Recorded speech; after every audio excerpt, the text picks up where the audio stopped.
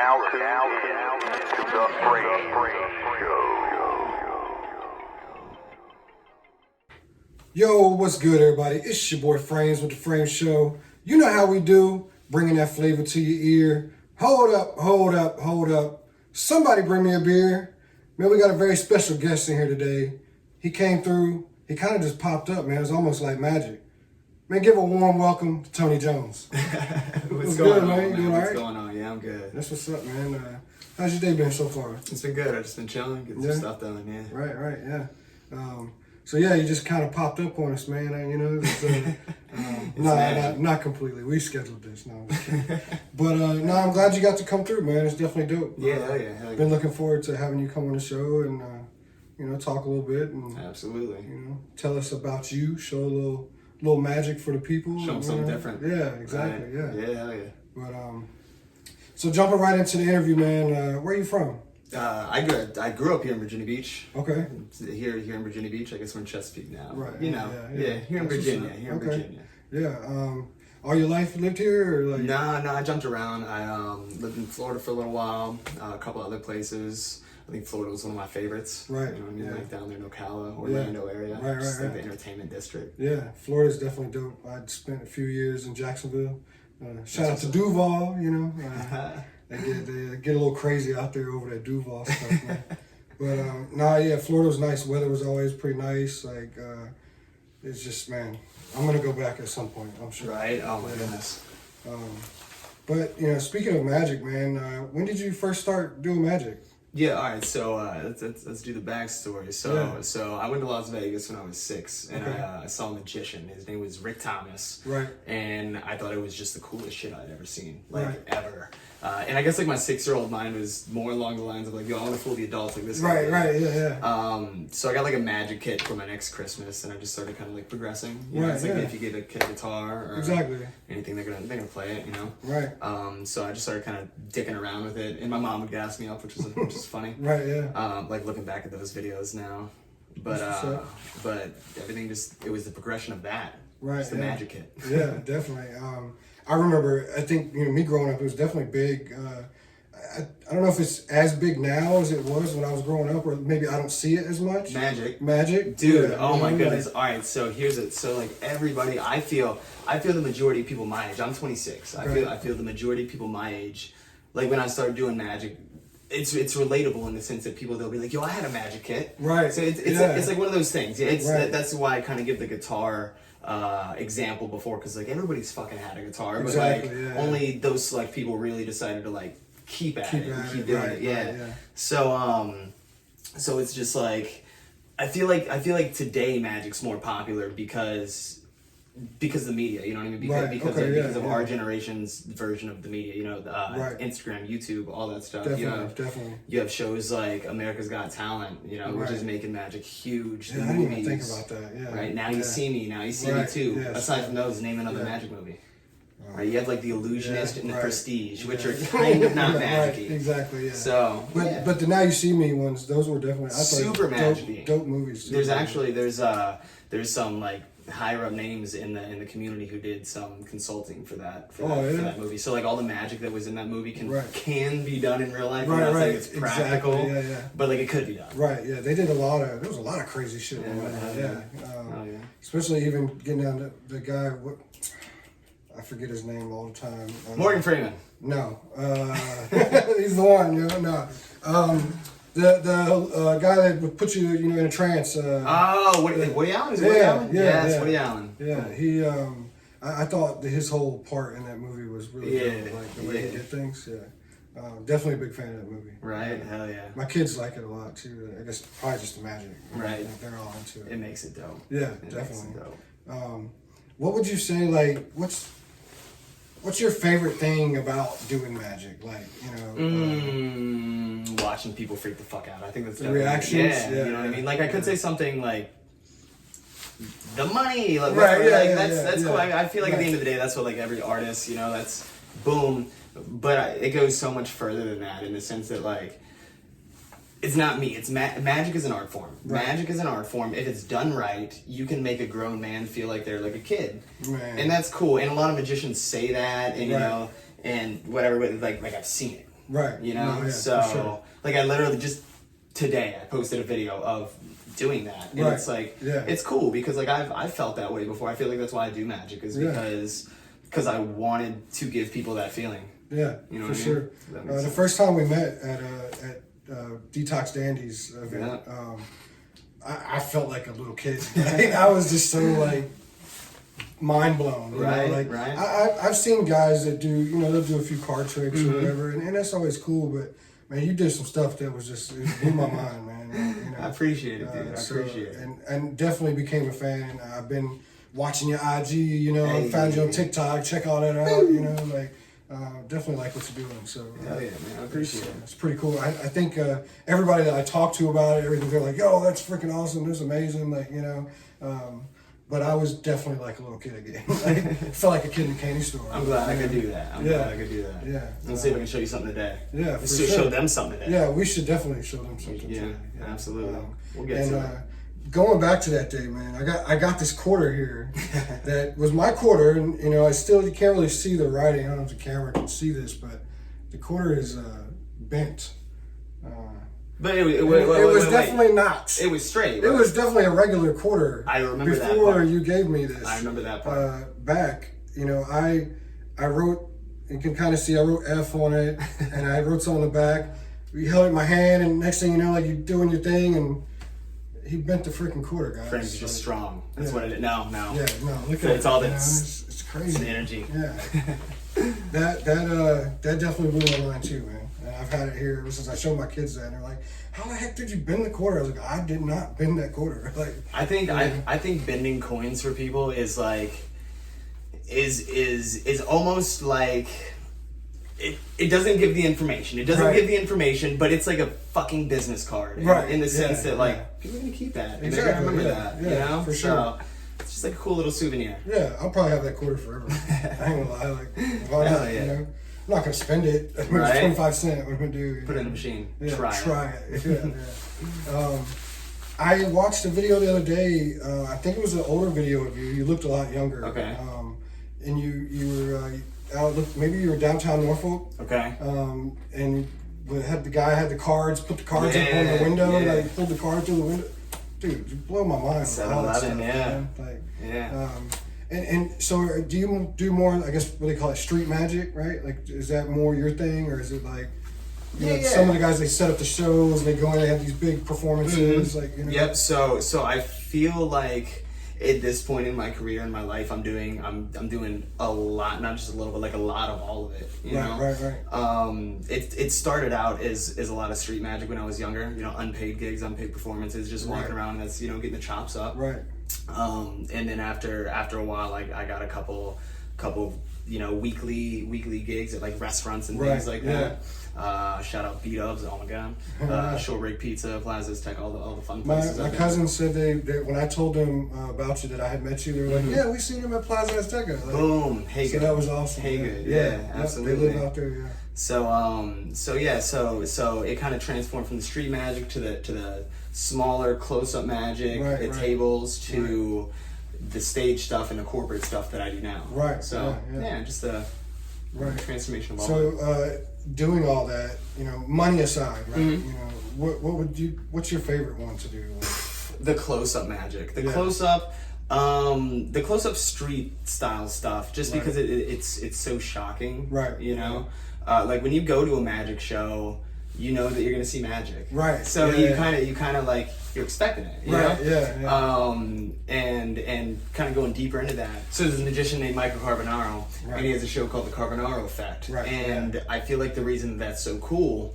His show is so cool is because, like, the magic in it is so good is because the people don't know that they're going to be seeing magic. He'll dress up as like a store clerk at Home Depot, and it makes it more believable, because if I were to show you a trick right now, and then at the end you asked how it was done, and I said magic, it's so condescending. Oh my god, it's like it's just like saying no, I'm not going to tell you. You know? Exactly.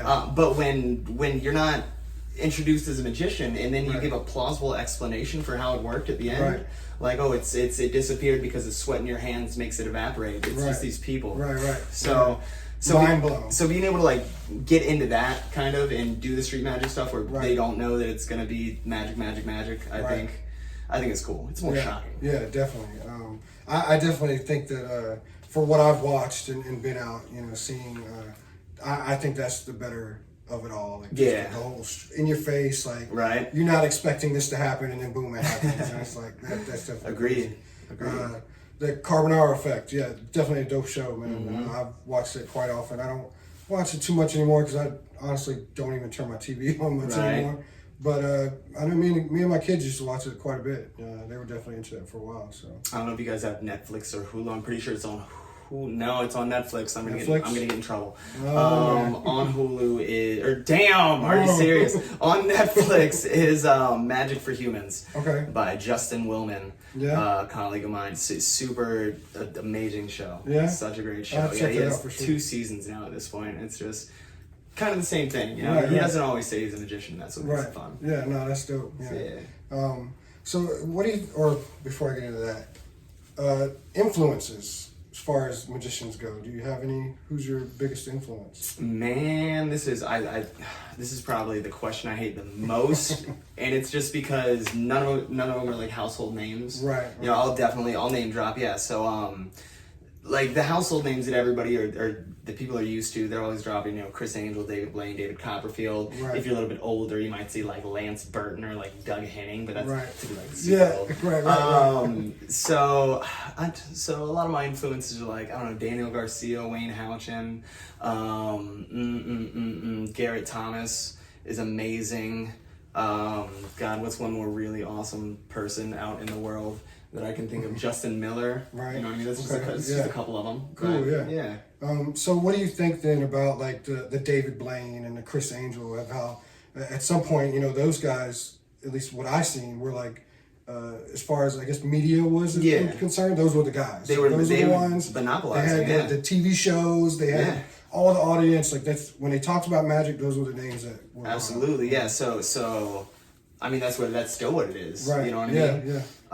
If you look at like all the major networks, they'll have either Chris Angel, which was A&E. A&E, he was on A&E channel 28 here for years. Right. And then David Blaine would always come on the specials. What was the question? They're amazing. I mean, I think David Blaine's perfect. He's amazing. I love his performance style. You know what I mean? Right. What he's done, this isn't. I don't know if this is true, but what I believe he's done is he's taken like Houdini's kind of like blueprint for what to do and rework that into our generation. Because like what Houdini would do is he was known as the greatest magician ever, best magician. Right. And not saying it's wrong, but he was like a better escape artist, more so an escape artist. Right. Yeah. And what he would do, like to get the notoriety before TV and all that stuff, he would travel town to town and he would like, hoist it up in a straight jacket and get out. Boom, get out. Yeah. David Blaine in New York with the bubble or in the block of ice, all that fun stuff. Right. So I think so genius the way he's chosen to market that. Yeah. And Chris Angel, that side of the spectrum, Chris Angel is so fucking entertaining, and every magician in there, like every magician and their mom wants to like down on it, and it's because Chris Angel's shit was too good. Like it was so good it created expectations from the public that this is what magic this was. is the normal. Like, exactly. So now even today, even though there hasn't been a Chris Angel special in how long, if there was, it flew by me. Right. But people still walk up and they'll be like, hey, float. Yeah, exactly. Like, dude, come on. So So anyway, like I can't down on him because the shit was really good, but Yeah, I think that both of those guys were amazing, the biggest thing, I had a conversation with my partner earlier, CJ the producer, shout out to you. He was talking about how magicians, or as us as children, we grew up in the church, we grew up in a small town. We had a friend that would do some magic tricks every now and then, like card tricks and stuff, right? And I remember a kid did some in front of somebody's mom, and we were at church. It's the devil. And it's like, it's the devil. Like she started praying and like just went crazy. Like we're in the middle of church. Like it was nuts, That's another really super funny side of magic is the fact that it's something that you're presenting to somebody that doesn't have an answer to it. Right. And and you're creating this moment of astonishment for them that they can't explain. Right. So then they give it an answer, which is a lot of times the devil. It's the devil. Or you sold your soul, Right. or Yeah, it's demons or whatever. Oh, whatever. Which is funny. I'm not gonna lie. I play off that. Right, Like yeah. if someone wants to believe that I sold my soul to do a card trick. Right. That's crazy. Yeah. I'm gonna fucking talk to you like I did. Right. And I'm gonna get deep into it and get weird. Right. Hey, why not? You know? Right. It's definitely interesting, and I think it's crazy how I think it's crazy that that's the initial thing. It's like, oh, it's the devil. You're the devil. Yeah. Don't come near me. Right. You know. But it's Right. like, yo, like that's what the heck, man. Like Right. have some open mindedness or however you want to say that. Yeah. I don't know. Fun, I mean, you know, like- I get one side of it. Like if we walked outside right now and there was somebody like being sucked up into the air, Oh, like yeah, you'd be yeah. like, that's some evil shit, Right, You know. yeah. So like I get it. Like seeing something that is just so like visually startling, Right, You know, yeah. it's like For sure. devil. Yeah, that's the devil. Like, that's crazy. Yeah. Yeah. If I seen some shit like that, I'd probably call it that too. Yeah. It just depends on what it is, I guess. But I don't know, man. From hearing people saying things like that to like just being into it myself and then seeing you like Yeah. it's not the devil. No, of course not. No. Or is it? No. Yeah. No, man. Everything I like to be really, really transparent in my presentations with people. Unless you come at me on some weird shit like Right, that, right, that's right. when I'm gonna fuck with you. But if you're a normal person, like I'll straight up like everything I do is a mixture of sleight of hand and psychology. Right, You know. yeah. And I tell you that because I want you to leave an interaction with me better than you came. I don't want you to be dumber. Right. You know. Yeah, So I don't want yeah. you to look at you in the face and say magic's real now. Right. Go off and believe that. Right. You know. Yeah. So. That's dope. Well, moving along from that, kind of going into like the business of this, right? Like, because it is a business. Absolutely, yeah. And Everything. something that we dwindle in over here on the show is we deal with a lot of artists, musicians, rappers, singers, whatever, all kinds of people that do music. And the biggest thing that I see is like for the local guy, right, is the local artist is trying to get to that platform, that position to be, get paid to do this stuff. And it seems like, you've at least in the magic scene, like you're kind of past that local rapper phase or that local artist phase to like, how is it to get to that? Like, to be on where I'm getting these opportunities to get paid gigs. Yeah, like, yeah. And go and do these different corporate events or whatever. Absolutely, yeah. So that's a tough one as far as giving like other people's suggestions, just Right. because like I was so fortunate to at like a young age unknowingly picked an art Right, form that when I grew up would be like untapped to the point of like there's this hype around it right now and there's Right. not a lot of people doing it. So like the supply and demand is just Yeah, it's definitely crazy. there. Yeah. That So makes that's a big thing, supply and demand. absolutely. So like for that reason, it's like when I would approach places who had never, seen magic or, Right. thought of magic as a form of entertainment, like for their establishment or whatever, I would just kind of show them what I would do. And if they would like it, they'd be hooked, that Right, was it. yeah. I mean, I feel like, it's kind of like you and I, you know what I mean? Like Right. I definitely bent that quarter in your hand. You definitely did. Yeah. And now we're gonna sit here and share some stuff with them today. So Right, exactly, it's kind of like it's that idea of like I just fucked you up, and now you want to give want everybody more. else Yeah, that yeah, you want to hey, all my friends, come on, look at this. Right, exactly. Give them yeah, that same feeling. makes sense, So yeah. So yeah, and that's something like we tell artists a lot is like it's kind of the same thing. Like you have to make that supply and demand, right? Unfortunately, music is very overpopulated. It is, especially rap. Rap Yeah. is a lot of people do it. So you have to find that lane or that whatever something we kind of talked about earlier, like a gimmick, the little right? special niche. That makes somebody be like, oh my God, I want to see more. I want to hear more. You know? I think that more people need to. Maybe more people should think about that. You know what I mean? Instead of just putting all this shit out there and just doing this and this and this. And like, it's good to have all that content and all that stuff out, but at some point you have to find that market. No, I definitely agree. And You know what I mean? move forward. When you can kind of tap into a niche market, whatever it is, I think that's when the opportunities start coming in. Right. Like when I started making like magic videos using specific items, you know, and then I would, you know, like a can of Pringles, and then I would tag Pringles, and then, you know, I would get attention from them for that, right? You know, so it's like when you can really like pinpoint what you're doing and focus on one thing within inside of that, right? I think that's when you're gonna get the recognition. Definitely, definitely dope. So being out here in Virginia, what do you think about the music scene out here? The music scene's dope. The music scene's really dope. All the local artists, not all of them, I retract that statement. Right, there's so many dope local artists out here, though. Right. There's so many dope local artists.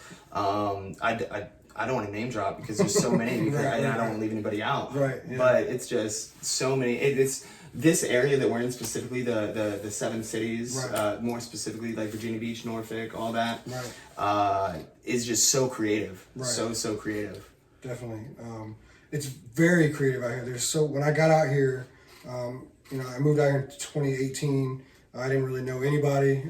I'm in the Navy, so, you know, kind of just did my Navy thing. Yeah. And, you know, good old sailor going to work, you know, whatever. But I didn't really know anybody, and I didn't really get out in town and like kind of get into the niche of what's going on and all that. And once I did, though, like, it's freaking crazy out here, man. Right. There's so much talent out here. Right. There's so many people that, you know, kind of, I don't want to say get overlooked, you know, but they kind of get overlooked in certain situations. Oh yeah, you know? definitely. There's a bunch of people out here who are like, you know, underrated for what they are. Right. Yeah. You know? Yeah. I think it's really dope that, you know, Pharrell's doing the Something in the Water is coming out here. Yeah. I think that's bringing a lot more attention back out to this area. Absolutely. You know? It's like the East Coast Coachella kind of. Right. You Yeah, know? for sure.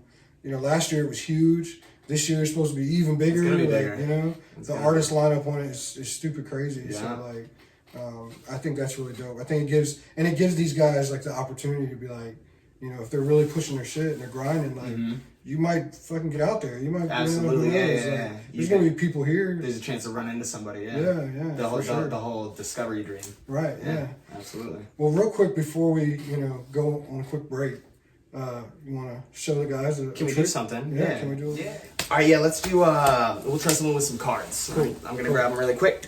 The idea is it uses 2 of them. It's the Queen of Clubs and the 5 of Diamonds. I don't know if you guys can see those. They're both red on the backs. You want to square them up. If you take the 2, if you guys look right in the middle, it's almost like a hypnosis thing. If you look right there in the middle, watch. I'm gonna give them a spin. We're just gonna go 1, 2, 3. Watch, you can take those 2 cards apart. It's just like that. Boo! Dude, that's nuts. Kind of cool, right? That's super cool. That What looks the heck? cool. What's one more fun thing? Oh, you know what? I'll tell you. This is a magic trick. It's not a magic trick at all. All right. Here's what we're doing. We're throwing them. So what it is I do magic full time, and every single day I get home, this is what my deck of cards looks like. Because when I do magic, I tend to over shuffle the deck, just to prove that I haven't set them up or anything like that. So when I get home, I have a process. It's like a meditation thing. I put my cards in what's called new deck order, which is a new deck. It's ace 2, 3, 4, 5, 6, 7, 8, 9, 10, Jack, Queen, King the whole way through, and that takes a couple of minutes depending on if I'm like making food or watching TV. But I found that if you take a deck of cards that's previously been shuffled like these, and you literally just give it the shuffle noise. Listen. Right. That was it. Like, you can get it to look like every single one of those cards pans themselves out like I never shuffled it to begin with. That's ridiculous. Which again, it's not magic, but it's pretty damn cool, right? No, that's pretty cool. It's man. fun. That's I like awesome, it. Man. Definitely, really dope, man. And that's what draws people to you, right there, man. Facts. I mean, you do it right here in my face. And I think it's awesome. So with that being said, we'll take a quick break. Cool. We got bills to pay over here. Don't go nowhere. We'll be right back.